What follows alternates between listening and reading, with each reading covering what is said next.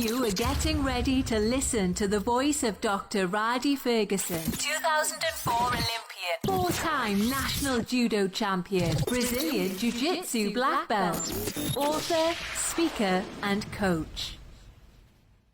Many people say, well, this was my favorite podcast. This was an amazing podcast. This was a great podcast. But I want to say this particular episode of this particular podcast was an amazing podcast because I did it with an amazing person. One of my good friends who was a college roommate of my cousin Felicia at Florida A&M University, Azizi, got on the podcast so we can talk about some of the things that happen from the process of divorce, through divorce, after divorce, and the shame that a lot of people deal with in the divorce process. The divorce process can be so emotionally and spiritually and physically renting that,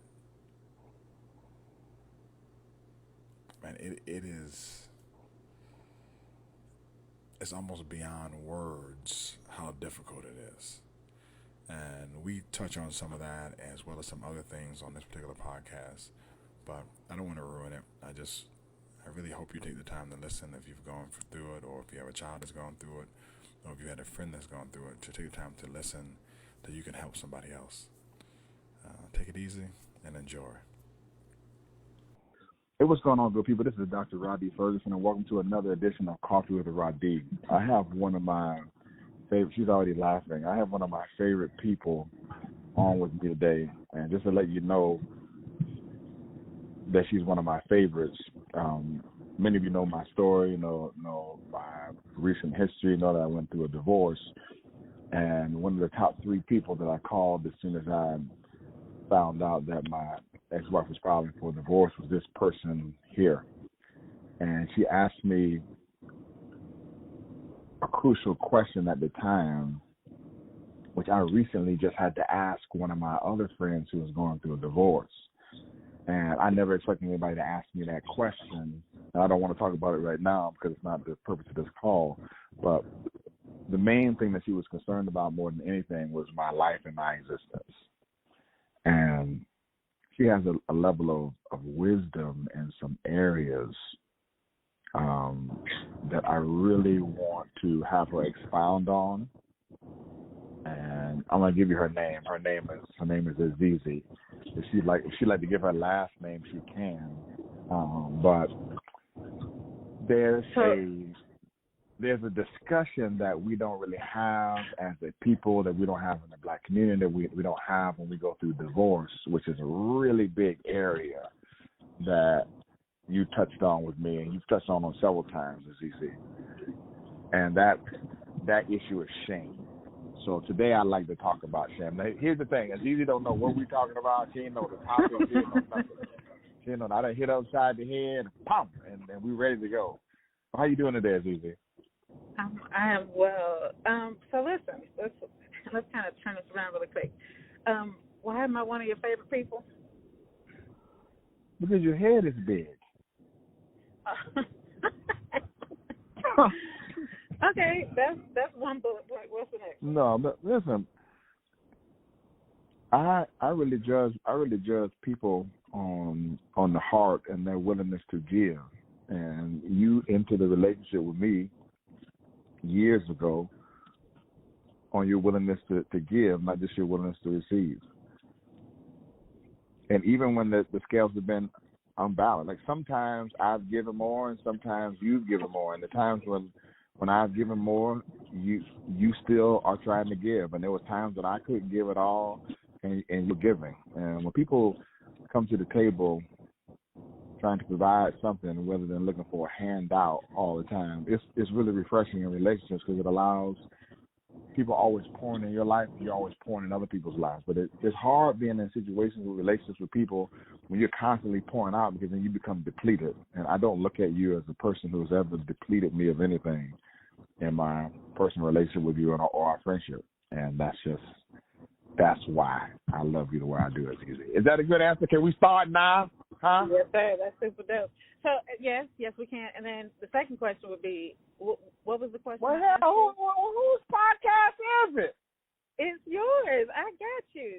question that I asked you? I don't remember.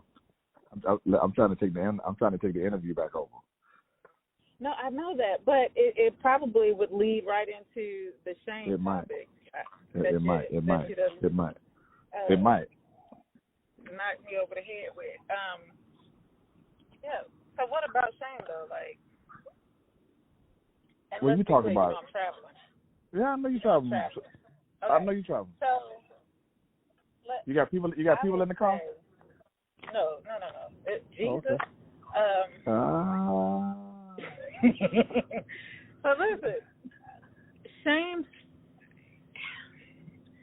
And listen, you know me, I might start crying, but not because. Let me turn this off.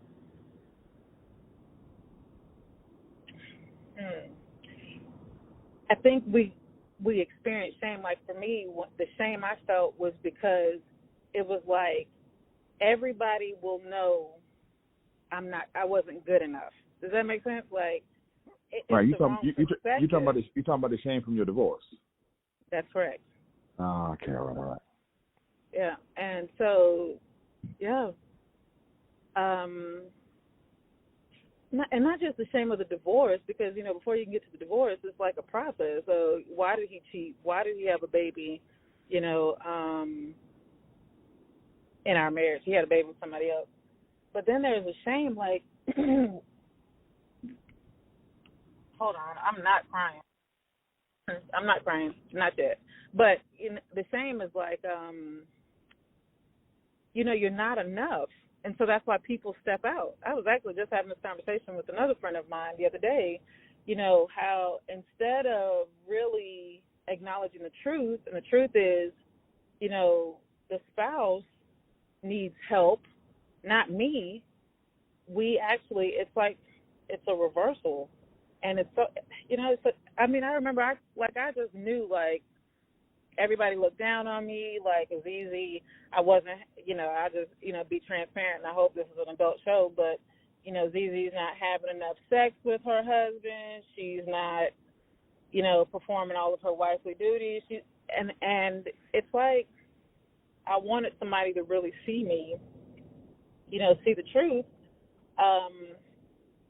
to maybe, like, eliminate some of that shame. And people who knew me, it wasn't really like, people focusing on sex and stuff like that, but people who knew me knew, like, they were able to speak to my work.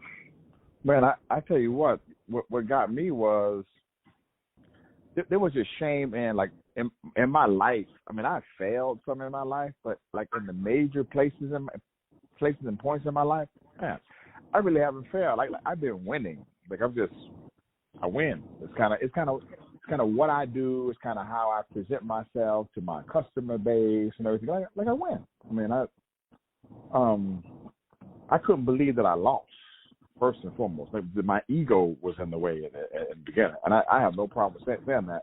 And that's part of the shame too, because you just think that you're bigger than the situation as a whole, and you're just ashamed of how you look and how it looks. Yeah. And then the next thing was, I was like, well, how somebody can do this to me? I was like, we talking about me here. It's how somebody can do this to me. And then lastly, there was a point where I just could not. I didn't know what I was going to do. I didn't know who I was going to call. I didn't know how I was going to make it. Like I didn't know any of those things. I had been knocked down. For those of you who have never fought before, when you get knocked down, you get disoriented for a while, and you got to kind of catch yourself because the ground shifts. All right, what you thought you were standing on that was level, it shifts, and then you buckle, and then you go down, and then you got to kind of wait for the ground to kind of smooth back out, and then you can go stand up and then get to your feet. Man, the ground didn't shift. It didn't change back to what it was before. And I had to find a way to stand up in the situation that was going on with the imbalance, Yeah. you know, and then that new balance, the imbalance was my new balance. And then I didn't want to walk around with being the guy that had to say I was divorced. You know, I'll say I remember when, you know, I was going through my divorce, like my ex-husband, you know, he wanted to do everything amicably. Like he just wanted it to just be, you know, just smooth process, divorce. We just walk away. And I think if it would have been that, maybe there would not have been a whole lot of shame, you know, but that wasn't the case. Like the truth was coming out. Like, I mean, quickly, you know, how many times you cheated, how many people you cheated with, and you had a baby. And I think even like, you know, with your situation, you know, had it would have been differently from the perspective of, yo, it was like dirty. Like it was like manipulative and very, and it's almost like the same for me. Like, why would you, like, I'm a good person. Like, I'm a good person. Why would you do that to a good person? So that makes you feel less. And that's where the shame comes in. It makes you feel, man, I mean, that not being enough, and you know that you're super dope on the inside, it's hard, man. It's hard. It is. And I have to say this out loud, but Azizi's perspective is her own. I mean, you all have heard me talk about my ex. I've never said anything in depth about my. No, I haven't. I haven't said anything in depth. No, but you can. You know what I mean? It's like it's, you know, it's like if somebody else is around. Yeah, if somebody else is around my kids, they can say what they want to say about my ex. I can't. You know what I'm saying? I could say what I want to say now, but I just don't. I try to Yeah. I think that's right. I try to keep a level of deportment that's sustainable. And what I mean by that is I say I don't want to be, and this is me talking, I'm not talking about what you do. You were just explaining, but I'm talking about for people who've gone through divorce. Because you have these points where you're happy, and you have these points where you're sad, and you have these points where you're angry, and you have these points where you're glad. And those emotive swings up and down, that's a lot for any person. Yeah. You're really swinging from pole to pole. If you look at it, you're on a low state of being bipolar. If you by definition, not by diagnosis. So I really try to keep a even keel in terms of my feelings towards the person, which means, unfortunately, I become indifferent. I understand God's commandments in terms of love. I still love I love everybody. So I ain't even answering that question directly because I don't want to. I love everybody. The love is a commandment. I don't like everybody. Yeah, but I mean, you could love them and still like speak to the situation. And listen, I will say, I was just thinking, if you could edit this for Rufus and Rhadi so they don't hear me say that, that is, I mean, and it's not for them to hear right now. You know, let them, because that's what I used to say about my kids. You know, kids. I'm not editing. Yeah. Nothing. Oh Lord. See, and I say this: kids understand. Kids think they're grown, but really they're not grown. They understand from a kid's perspective, a kid mentality. But it's not until you have, you know, some experiences under your belt, you're 30, 40 years old, and even in the 20s, you really don't understand until you've been through something. And then you can kind of look back and really have that adult lens on. And what's really it's the reality of the situation, but what's unfair about the situation is when they look at it, when they go back in their mind's eye and look at it, they're looking at it from a totally different perspective and a totally different time stamp than when it actually happened. So their experiences, as all people's experiences do, their experiences color their view of the situation. They don't see they can't, we hid it from them. They don't see the nights and the crying back and forth and crying yourself to sleep and the frustration where you done, just screamed in the pillow and hollered as loud as you could. I just jumped on the bed and slammed your face in the pillow and hollered because you didn't know, Man, I remember something that just happened to me recently. Man, everybody's situation is different. Like, people look at other people and think other people ball, and everything is a matter of perspective based upon where your assets are and how liquid they are and how non-liquid they are, or if you have some or you ain't got none at all. But I was in a situation where, man,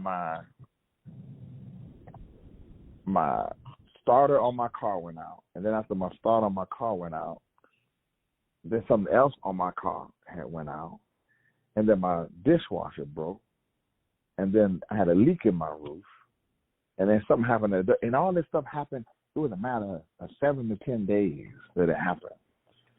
And I called one of my friends, Marshall. He was listening to this. You gonna love this, DZ. Marshall listening to me. He was like, He was like, I said, man, ain't that something? He said, yeah, man, I know exactly what happened. I said, what? He said, when the last time you paid your tithes? Listen, I was thinking the same thing. He said, I was like, and it just kind of slipped my mind. I was like, I ain't really think about it. He said, man, the same thing happened to me about 2 months ago. I had got off track with my tithes, and he said, and then stuff that happened to me, I had to go back and look. He said, man, I wasn't paying my tithes. He said, so God was going to show me. He said, oh, you think you're going to keep that? You think you're going to keep that little bit of money that belonged to me? He said, I'll learn you. What you going through? Right. Listen, you know what I did immediately? I got off the phone with him immediately. You know what I did? Cash out somebody. I paid them tithes. Yep. I paid the tithes right away. Right away. And the reason why I say that is because, going back to the situation, like, kids don't know what you be going through all the time, nor do they know. Nobody can look at the difference of how you would have been with the divorce and how you would have been without the divorce, because you can't see it. You can't look at somebody else's life, and somebody else's life is totally different. All you have is your particular outcome. And people say you'll be okay, or kids are resilient, or they make all these I don't know, these nonsensical statements, if you will. And we talked about this the other day. But the bottom line is, we spend our time patching up the things that we're doing out of order. We spend as a people. patching up as a people. Doing it.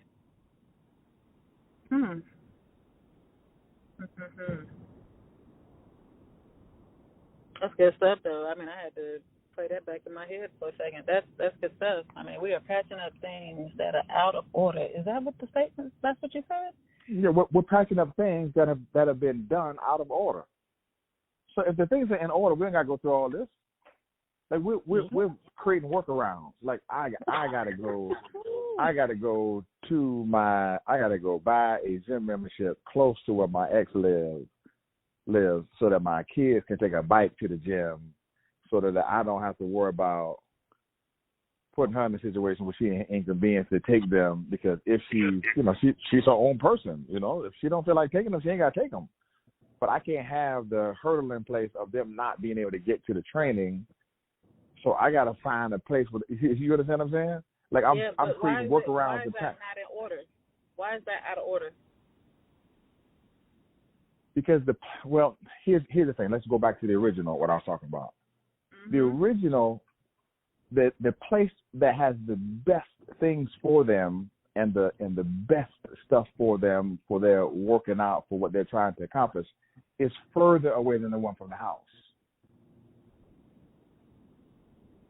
Yeah, I pay for one at close to their mom's house, and I drive over there to meet them there instead of going to the gym where we could all go.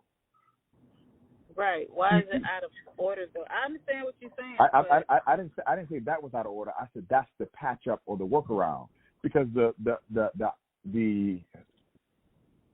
polar opposite of that would be if both people were in the same house and we're all going carting ourselves to the same place. Yeah, but I mean, that's not the new norm. Correct. So that's a patch up. That's the patch up for it. I get what you're saying, the patch up, but like, would you still be with your wife, your ex-wife, right now? Excuse me? No, that's not what we're talking about. Yeah, we're not talking about that. We're talking about the polar opposite situation. We ain't talking about that. I know. But what we're not talking about that.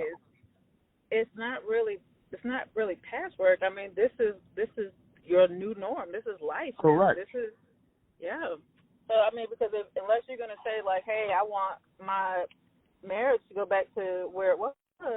No, that ain't possible. That's not. I know what's happening. Jesus. I know what's happening. I know what's not. But I mean, I don't like. That's life. Life. Right. It is. But remember what I'm saying I'm saying it on a global scale, not an individual scale.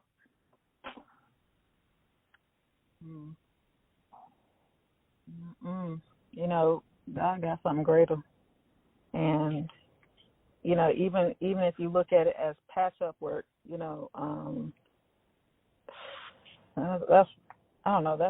that's rough. I mean, but remember, I'm saying on a global scale. I'm talking about as a whole. I'm talking about everybody and the rate at which we're going through divorce. And the rate and how we get married without doing the prep work and not asking the right questions, or knowing if we should be in a relationship or not, or not understanding why arranged marriages work better than the non-arranged ones. Do you understand what I'm saying? Like these things that people don't understand. We dating and recording for what? What you gonna find out that you ain't gonna know, that you won't know until 10 years later anyway. The bottom line is if you got in there, you got in there with a commitment to stay. And if you thought you was going to leave, then that's why you left. I guess maybe because I was a little younger when I got married. I didn't, like, when I mess up now, and even I've had to go back and repent for myself, because there's, when we talking about shame, and as you were talking, this is what kind of, in my spirit, the shame of missing the mark with God, right? Mm-hmm. And I mean, like, even you knew, when you stood at the altar, even myself, when I stood at the altar, I knew I was supposed to be married, right? Sort of, kind of. Maybe you did. I probably. But there is a shame associated with it, because now, and I was thinking even the whole time you were talking too, when you talked about difference, and I'll come back to being shameful with God, the difference, especially between you and I, yes, my ex had a baby, yours did not, but the platform was different, right? Who I was running with, there wasn't like social media wasn't that big of a deal, when I was going through a divorce. I mean, but you have to think your platform is a whole lot bigger than mine, and the people that are looking at you. And so even if you stripped all of that away, you still got to go back and stand before God. And, like, I missed the whole mark with you, maybe, right? Mm-hmm. I mean, those thoughts are there. Right. I could have done better in my marriage. And it's funny because even when I kept pointing, I was saying this the other day, yes, I know he had a baby. I'm pointing, because that's clearly the reason why we're getting a divorce. And then when I really had to sit with myself and be transparent, I really had to look at me. Where could I have done things better? Maybe I could have closed my mouth during these arguments that we was having, to make things a little bit better. Maybe I could have been a little sweeter. Just those things. I really had to shine a light back on me. And that was that probably was the most difficult part for me is that in therapy, my therapist is like, she just outgrew you. I said, I just nodded my head. You nod your head. Hey, I'm not finna ball my fist up and fight that fight. You understand what I'm saying? I mean, like it's like, listen, either you agree or you don't agree. It don't matter if you agree or you don't agree or whatever. He said what he said. You understand what I'm saying? Yeah, he said what he said. Right, he said what he said, and clearly somebody believed that. You understand what I'm saying? And you gotta go about your business. You say, you know what? I mean, that's how you felt. But I asked him. I said, yeah, but my mom outgrew my dad too. I said, but they end up in the same place.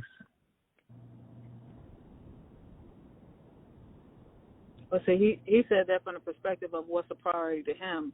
That's not a priority to us. Yes, she could have outgrew you financially right. and running in her different circles, but, the essence of it all is she did not outgrow you spiritually. Like, there's a level of hardship and trials and tribulations that we go through that causes us to grow in him. So when he said that, he's looking at a perspective that's not what I'm looking at. I mean, that's really, that's why I was too. Mhm. I mean, you outgrew her. Maybe not in the like you. No, not yet. Listen. The enemy meant it for bad, but he definitely gonna make it for good. I was telling somebody last night. You go through, you lay down one way and get up a completely different way, and it's all because of God. Man, it's all because of God. You can't, listen, what you went through. Listen, them on site fight. We fight on site. Well, yeah, like I don't even repeat it because it's. One of my friends said, "This is unbelievable." Yes. No, it's unbelievable. It was unbelievable. It was almost unbelievable. But listen at me. If I tell you right now today, there's another person going through the same exact. I gotta say, when we get out the phone, they're going through almost the same exact playbook that I went through, and I wouldn't be in it. I can't say on the phone who coaching them up. You understand what I'm saying? And it's unbelievable. It's unbelievable. It's absolutely unbelievable. It's unbelievable. But let me say this: for the people who have gone through or going through divorce, here's what I know.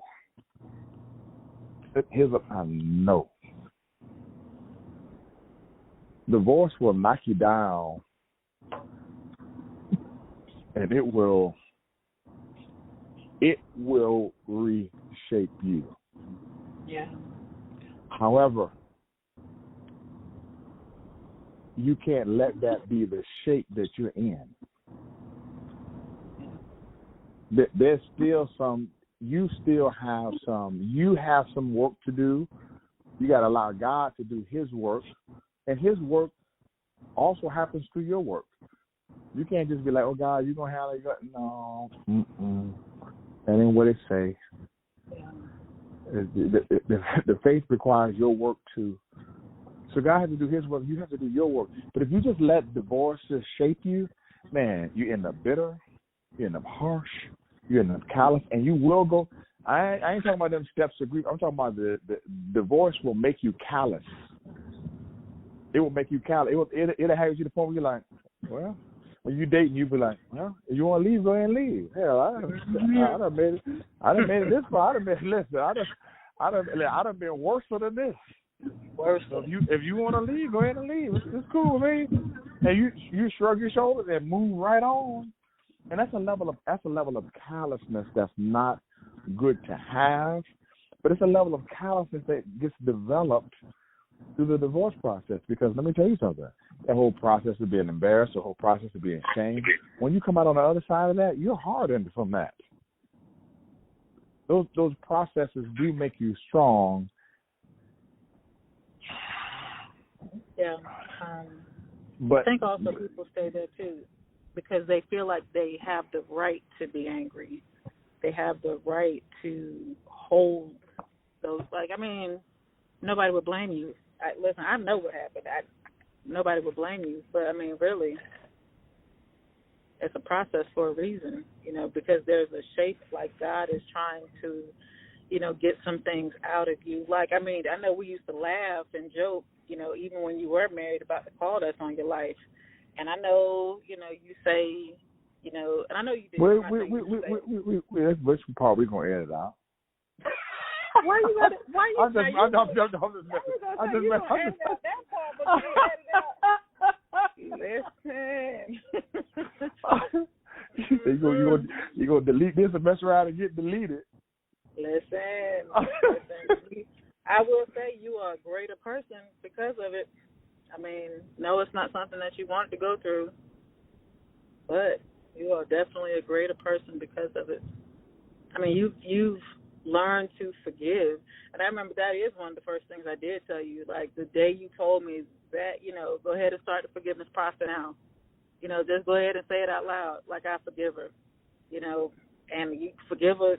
Start checking off the list, and it's gonna be a million things on that list, but because people feel like they have a right to be angry, and you have every right to be angry, but it's like, how long do you sit in anger? How long do you sit in unforgiveness? How long do you sit? And the longer you sit, time is passing by. Your kids see you. Your kids see how angry. So your kids can see you angry with your ex, or your kids can see you in a forgiving posture with your ex. Yeah, I'll tell you what, man. That's one of the things that was the second question you asked me. But I would tell you, I was never like enraged and angry, and I wasn't like that. And I told you that several times.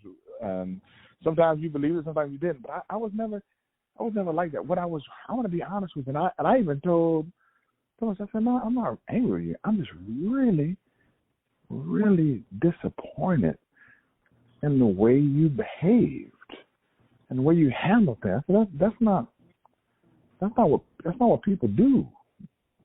Not people who consider themselves friends, or right. if you have a problem, man, you sit down and you say, hey man, I got a problem with you. It's like I haven't worked in corporate America since 1998. And I have no problem saying this. This is a fact. There's more white folks in the United States than there are black folks, and there's more white folks in corporate America than there are black folks. That's just what it is. So when I was running across some people, I was running across more white folks in corporate America.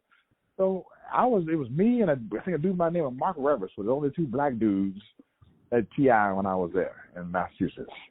So I wasn't really familiar with the games that white folks play at the job.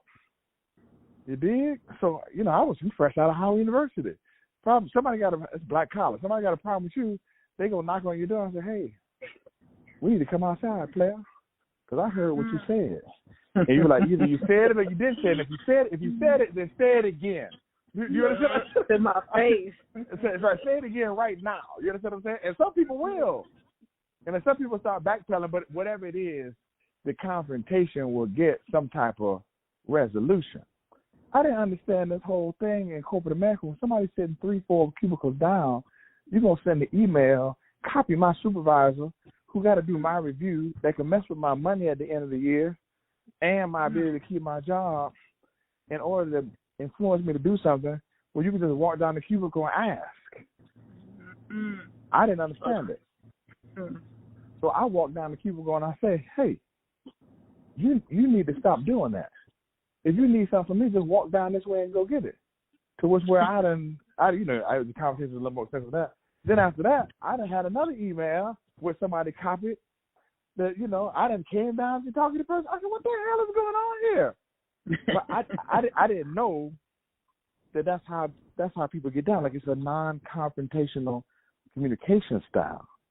And it is very Eurocentric in its approach. And a lot of people don't really understand that, but if you study language and etymology, then you'll get it. Like if you study Spanish, in Spanish, they don't say that you knocked the cup down. They say the cup fell down by itself, which is really crazy because when you start reading books like Why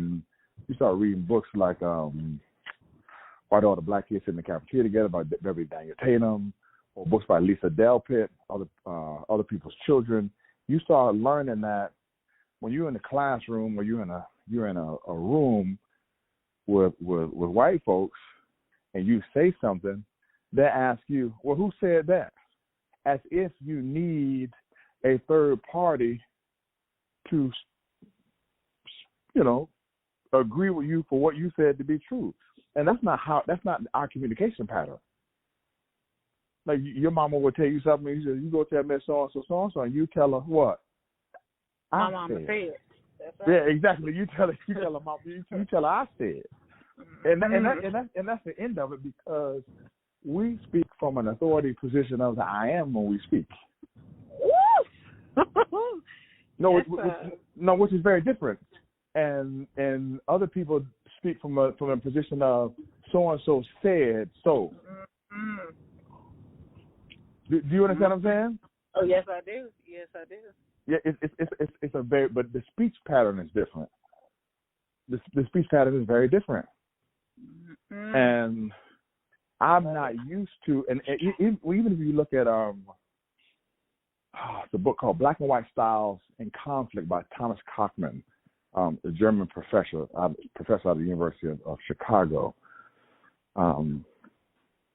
He talked about the conflict styles and the conflict resolution styles that are used along racial lines. Now, let's just be clear. I understand that race is a made-up construct, but if we didn't have names for the colors of the crayons in the box, we wouldn't know which crayon to use. So we do that for the purpose of categorization, so that we can measure things, so that we know who's who, what's what, and so we can understand biases, etc. So I hear the people in their mind talking about, well, race is a made-up concept. Yeah, so is blue, green, yellow, and orange. All right. Well, we need the colors. All right. So there's a style of communication that I grew up on, especially coming out of the South, coming out of the Caribbean, that I just didn't expect. I didn't expect nobody to be moving around me and talking about me and not talking to me. Like that's totally foreign to me. Mm. Where they do that at? They do it. I didn't know that they do it. I didn't know that. But that's just how it goes. Yeah.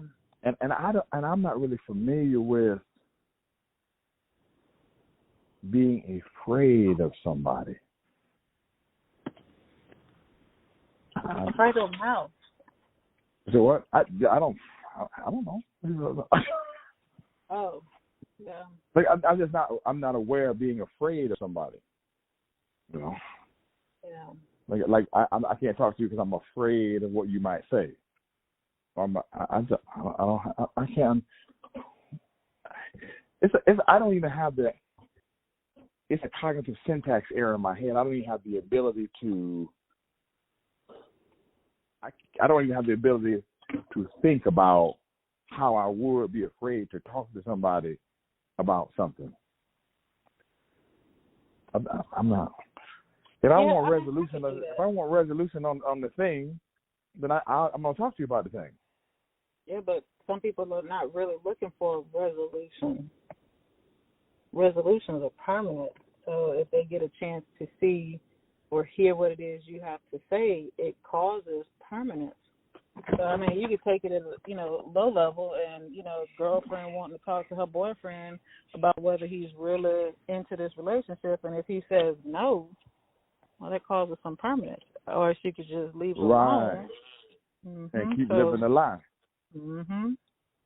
Right, because she's not looking for resolve. Right. Right. How many because let me tell you, solution provides resolve. But before you ask, you already know. That's why the word is resolve. Mm-mm. Do you understand what I'm saying? Because listen, you gotta want to get to you, like just like that. That's all right there. Yeah, I appreciate him giving it to me. That's what it is. You already know that answer. You already know that answer. You already know that answer. You don't want. You need to resolve it again. I didn't give you the solution already. What you say? You got to resolve nothing. What? You have to resolve that. I didn't. You got to resolve it. We don't have to resolve it. It's already been solved. Oh, that's so good. Oh, yeah, but we don't want that. You know what I'm saying? And sometimes you done solved it in your mind, but you don't want to resolve it because you mess around and resolve it, and you find that the answer ain't the one that you cooked up. That's right. Not that you got, that you cooked up. Yeah. Well, that's another level right there, because then you start operating in another realm of foolishness. Of foolishness. Yeah, but you don't cook up. Listen, we done all been foolish in some way. I ain't saying I ain't never been there. I'm saying the older and wiser I get, there's gonna be some things I prevent. So, right. There's gonna be some things that I learned that I done solved because I ain't trying to resolve. Good kill. Well, let me ask you a question. Getting back on the topic a little bit, and I believe everything that we talk about is on topic. How did you handle the shame? I never really thought about that answer myself. I'm thinking about it as I'm asking you. How did I handle it? Part of it, I had to realize that. You know what? And that's me because I had a social media presence, and I had books, and I had I had dedications, and but my whole business model was based upon my marriage, which was crazy. It was. Yeah.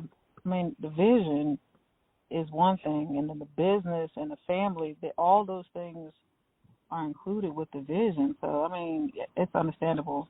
For me, it's probably just a lot of truth and forgiving. And it didn't have to. Let me ask you a question, because I didn't hear you talk about this, but if you had to forgive yourself. Are you asking me, did I have to forgive myself? Yes. Yes. Because I think, in the years that I was married to that person, even prior to us getting married, for me, I didn't know who I was in Christ. I didn't know, there were some things I didn't know. So I know that God was speaking to me, but I wasn't listening. So I had to start there. I had to forgive myself for not listening. And then along the way, just the compromise and the settling, and yes, we are supposed to compromise. But, when it gets to that whole settling, and then, it's like, how many times does a person cheat on you before you're strong enough to walk away? So, I had to go back and forgive myself for, not being strong, just a lot of different things. And then at the same time, we know we have to forgive the other person. And I remember the day, because he was deployed at the time, and he kept talking. We're going to work this out. And I knew he had got somebody pregnant. But I remember I knew I heard God, and he was, he did. It wasn't like big light thunder. He was just like, not this time, like. And I knew I heard it, but at the same time, I'm still preparing to work things out with my husband at the time. And when he came back, he redeployed, And I remember we were in a room. I was in our bedroom. And it's funny how, we take for granted the word, right? And in college, I had, scriptures everywhere. We parted, sin, but I wanted to make sure when I went into my room, I could see the scriptures. And so when I got married, I didn't do it the way I did it in college, but I would have like one or two scriptures, like if I wanted to remember something. So I remember he was deployed. I think he was in, Iraq maybe at the time. And he was saying we were going to work it out, like all the other times. We're going to work it out. All the other times he didn't have a baby. This time, it was just like a baby. And so we were in the room and, just arguing, because, how can two walk together unless we agree? So unless they agree. And I remember he said, he wanted to be with the person, who was pregnant. And let me tell you something. Now, all this time, but when you talk about that resolve, I already knew what it was. And hearing it, it was a permanence to it. And there was a scripture on my wall, and it was a scripture. We know all, we know the famous scriptures, Psalms 23, or Psalms whatever. We know all those, but there was this one scripture I really wanted to remember, and not knowing, I put it on my side of the bed on the wall. I could still see it. Not knowing how paramount it was going to be for me in that moment when he said he wanted to go and be with this person. And I literally felt like everything, your entire world that is just like demolished. And I felt like when I say crazy, it's not belittling anybody with mental health issues. That's not, I don't have mental health issues, but in that moment, and actually moments after that, I probably did, I did experience some depression, but in that moment, I did feel like I was crazy. Like I was like literally out of my mind. And the only thing that I knew to do was to speak the word out loud. The Bible wasn't near me. There's one scripture that was on the wall that said, "For a mere moment I have forsaken you, but with great mercies I'll gather you up," right? And that's all that's the scripture I saw. That's the scripture I just started repeating. And I'm telling you, I said it so many times. Like even I had to ask myself, "Are you okay?" Like, no, you are not okay.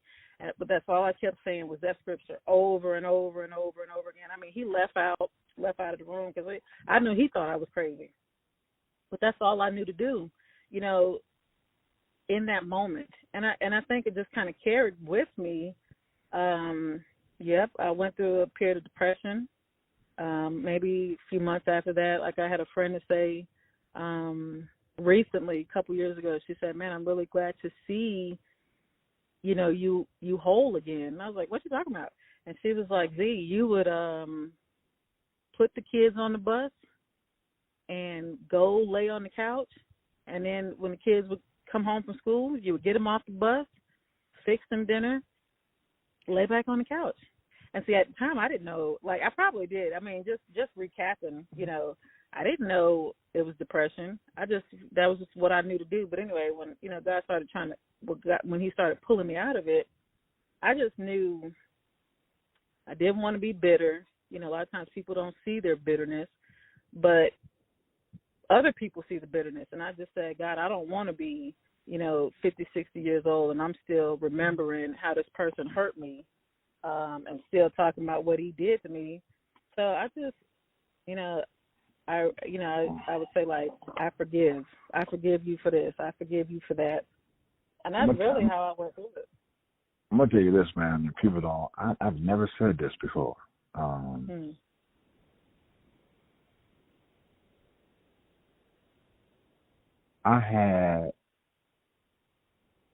turned my television on high.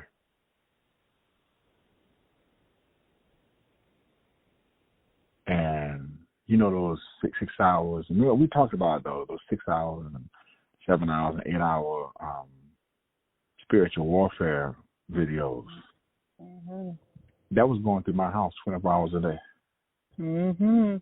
And when my kids were there, and I turned it down low, but low enough so they could hear it too. I could hear it. You understand what I'm saying? Mhm. But this was constant. This was constant because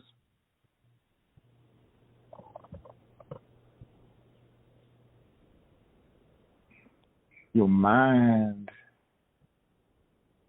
The Bible speaks about the mind. She's about transfer. You be ye transformed by the renewing of your mind. Mm-hmm. But your mind is as a man thinketh, so is he. So the mind, no, right. The mind is so strong that the battlefield is the mind. Yeah. And we talked about this the other day when we talked about this topic, even though you didn't know we were going to talk about the eye gate, the ear gate, and the mouth gate. But the ear gate is something that you have to purposely fill up and protect when you're going through these situations. Because if you talk to the wrong person, Jesus, and they say the wrong thing, that will soothe your spirit. You understand what I'm saying? At the time, at where you are, then you can make the wrong movements, and everybody is gone. Mm-mm. Because that's where everybody is at that time. It doesn't matter who you are. Everybody. Like I had to have the same conversation you had with me the other day with another person. The first question: are you thinking about hurting yourself? Yeah. And then they was quiet, just like I was quiet. And then you say, promise me that you won't hurt yourself. And they was quiet. And I said the same thing you told me. This conversation ain't going no further until you what? Yeah, tell promise me. Right, so you promise. And then after she said that, then I said, now I need you to promise me that you won't hurt your ex. I can't promise you that. Well, you need to promise me that you won't hurt him today. And I'll call you tomorrow. She said, I can promise you that I won't kill him today. I said, good, and I'm going to call you tomorrow. I said, now what do you want to talk about? And let me tell you something.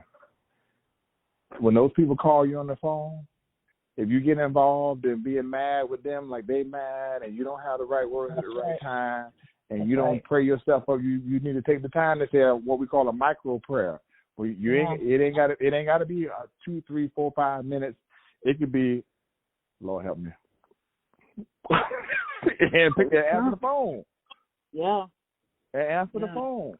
Because let me hear the right words at the right time, especially the ear gate is so tender at that particular time. And the heart is so wounded looking for some type of salve. And the salve that they need is salvation. But the problem is that you give them the wrong, Jesus, you put the wrong salve in there. Mm-hmm. And you plant the wrong seed in there. You plant the wrong seed. I remember what you said to me. You said, I just hope to make it to the other side. I said, what are you talking about, Z? She said, man, everybody don't make it. I can't tell you the friends that I had from college for years, 20 years, that they made a decision. People choose. I didn't know people do that. I didn't know that. Some people choose sides in divorce. I didn't know. I ain't never been to no divorce before. I don't know. People choose sides based upon loyalty, upside of relationships, the value of one per the other, for where they are in their life at this time and where they see themselves going and what they got to do personally and professionally. And they make. You got some people that you done known for years. They'll be friends with your spouse and don't be cool with you. Yeah, I heard my apostle talk about that recently. And I mean, it doesn't matter how cool you are with them, whatever the situation, they tend to gravitate to people for access. So access to correct.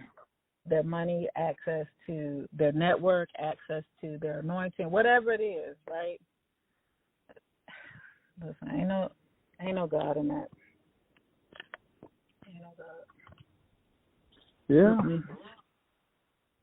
And it's something to see. It's something to see and something to watch. And listen, and I did exactly what you told me to do. Man, I still pray for. I want to see her be successful. Yeah. We have children. I don't want my children to see nothing but success from that person. I don't wish no bad on that person, and I wish God's grace over that person. But let me tell you something. Everybody, even your ex, has the opportunity to repent and to move forward and to be forgiven and move on. Yep. And that's a fact. That's a fact. That is. Mm-hmm. That's what you want. Because You don't want to see nobody fail. What you want to see, you want to see that person have their own personal spiritual awakening and move on. Yeah. I mean, and prosper. For me, I had to grow to that point because it wasn't immediately because I was praying, God, just flip them at the knees. But once you get past that, hold on one moment, please. I wanted them to be able to get checked. Just flip them at the knees. To do what? To do what? See, the people got to. Flip them at the knees, Lord. Yes, I do. You got to be from down south, boy. To do what? Clip them at the knees, Jesus. If you just clip them. Mm-hmm. God Almighty. Hey, thank you so much for joining us for this first part of the podcast with Azizi, and I look forward to seeing you on the second part. Please, please, please do me a favor. Visit www.coffeewithrhadi.com and pick up the book Coffee with Rhadi today. And please visit www.enhanceordestroy, which is my book about relationship lessons from an elite athlete. Please pick up that book today. Boy, there are some things in that book that will really help you, enhance you, and really enlighten you when it comes to being in relationships with professional athletes, or if you're a professional athlete or an athlete who is aspiring to be a professional athlete or a collegiate athlete. There's some lessons in there that you most certainly need, things that I picked up over the years from competing at the Olympic Games, or while being married, while coaching and mentoring athletes who are in relationships and married, and people who had also friendships. I watched people really go through by the missteps that some were made by them and some were made by people in their close circle. So you want to pick up that book, www.enhanceordestroy.com. Take care. Have a super fantastic day. Remember, I love you, but God loves you best.